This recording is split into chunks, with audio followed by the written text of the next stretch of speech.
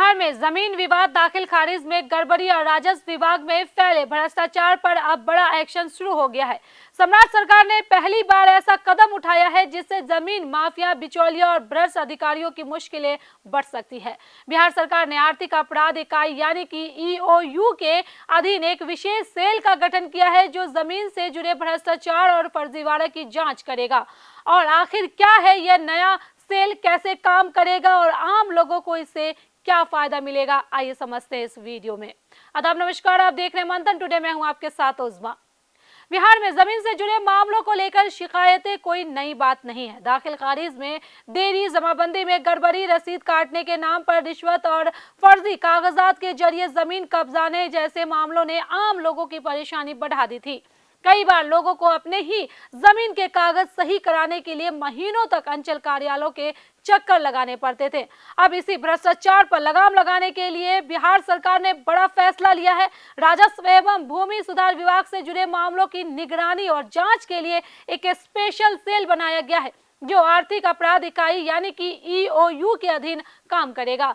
जानकारी के मुताबिक इस विशेष सेल में डीएसपी स्तर के अधिकारियों से लेकर इंस्पेक्टर, एसआई और एएसआई तक की तैनाती की गई है।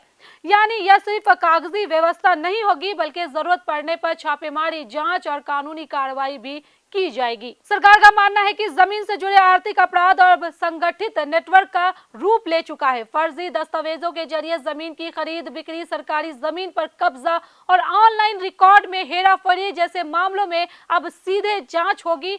सूत्रों के मुताबिक राजस्व एवं भूमि सुधार मंत्री दिलीप जायसवाल लगातार अधिकारियों के साथ बैठक कर रहे हैं और अंचल स्तर पर फैली गड़बड़ियों को रोकने के लिए बड़े फैसले लिए जा रहे हैं।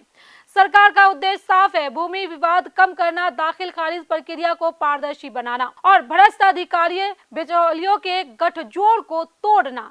ईओयू की तकनीकी जांच क्षमता का फायदा भी इस सेल को मिलेगा, यानी कि डिजिटल रिकॉर्ड, ऑनलाइन ट्रांजैक्शन और दस्तावेजों की गहन जांच अब पहले से ज्यादा तेजी से हो सकेगी। सरकार का दावा है कि इस कदम से आम लोगों को सबसे ज्यादा राहत मिलेगी, खास तौर पर वे लोग जो वर्षों से जमीन विवाद या दाखिल खारिज की समस्याओं से जूझ रहे हैं। ऑनलाइन म्यूटेशन, रसीद और जमाबंदी प्रक्रिया में पारदर्शिता बढ़ाने की बात कही जा रही है। साथ ही अंचल कार्यालयों में रिश्वतखोरी पर भी निगरानी रखी जाएगी। हालांकि बड़ा सवाल यह भी है कि क्या यह नया सेल वास्तव में जमीन माफियाओं और भ्रष्ट नेटवर्क पर असरदार कार्रवाई कर पाएगा, क्योंकि बिहार में जमीन विवाद सिर्फ प्रशासनिक नहीं बल्कि राजनीतिक और सामाजिक मुद्दा भी रहा है। फिलहाल बिहार सरकार के इस फैसले को जमीन और राजस्व विभाग में फैले भ्रष्टाचार के खिलाफ एक बड़े आंदोलन के तौर पर देखा जा रहा है। अगर यह विशेष सेल प्रभावी तरीके से काम करता है तो लाखों लोगों को राहत मिल सकती है और जमीन से जुड़े मामलों में पारदर्शिता भी बढ़ सकती है। अब देखना होगा कि यह कार्रवाई सिर्फ घोषणा तक सीमित रहती है या जमीन पर भी इसका असर दिखाई देता है। आप क्या सोचते हैं? क्या बिहार में जमीन माफियाओं और भ्रष्टाचार पर अब सच में लगाम लगेगी? अपनी राय हमें कमेंट बॉक्स में जरूर बताइए। चलिए, फिलहाल इस खबर में बस इतना ही। देश दुनिया की ऐसी तमाम बड़ी खबरों के लिए बने रहे मंथन टुडे के साथ। साथ ही हमारे चैनल को लाइक करें, सब्सक्राइब करें, फॉलो करें और निष्पक्ष पत्रकारिता देखना है तो देखते रहे मंथन टुडे। बहुत बहुत शुक्रिया।